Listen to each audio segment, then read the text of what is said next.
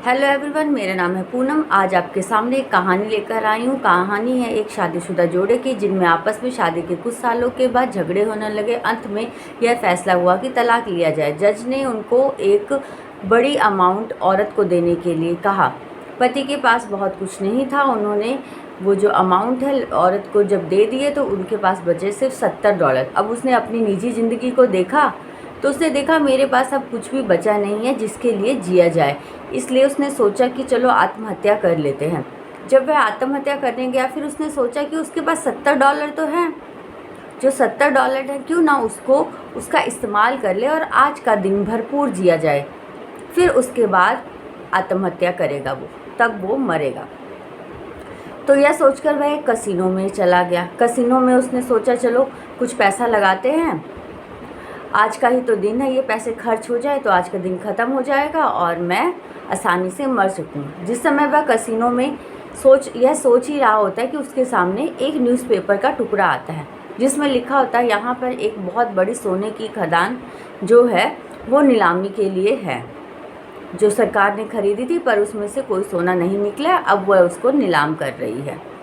तो उसने सोचा कसिनो में पैसा बर्बाद करने से अच्छा है चलो कुछ अलग किया जाए। यह सोचकर वह खदान की तरफ चल दिया और वहाँ गया तो जब देखा तो खदान जो थी बहुत गहरी थी और वहाँ उसे लेने के लिए कोई नहीं आया था। सिर्फ यही एक इकलौता ऐसा था जो उस खदान को खरीदने गया था। तो वो खदान उसको $70 में बेच दी गई। अब उसने सोचा अब इसी खदान में कुछ है तो नहीं, इसी खदान में कूदकर अपनी जान दे देता हूँ। वह भी यह सोच ही रहा होता है कि उसके पास कुछ मज़दूर आते हैं।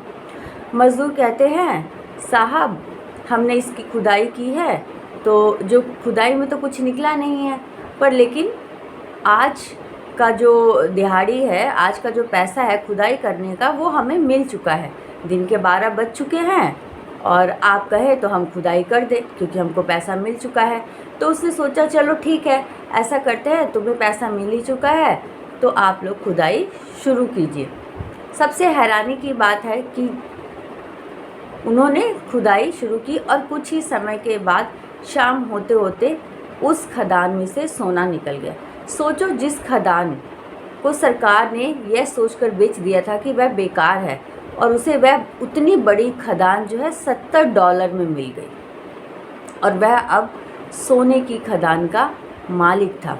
इस तरह वह अमीर बन गया, मिलीनियर बन गया। एक बार उससे इंटरव्यू में पूछा गया कि आपको कैसा लग रहा है और जीवन और मृत्यु में क्या फ़र्क है। तब उसने बताया जीवन और मृत्यु में कुछ ज़्यादा फ़र्क नहीं है, सिर्फ सोच का फ़र्क है। जब भी आपकी परिस्थितियाँ ख़राब हो तो आप थोड़ा सा धैर्य रखिए, आप वक्त दीजिए। जो आपका बुरा वक्त है ना वो टल जाएगा, जिस तरह के उसका टल गया था।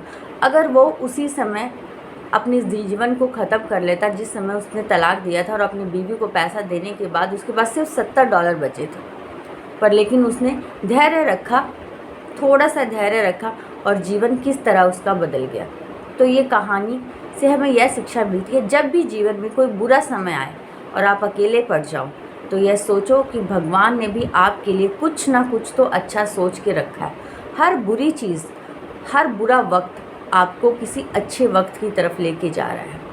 तो ये कहानी आप हमेशा याद रखिए, जब भी आप किसी मुसीबत में फंस जाइए, जिस तरह उस आदमी की ज़िंदगी बदली है आपकी भी ज़िंदगी बदल सकती है।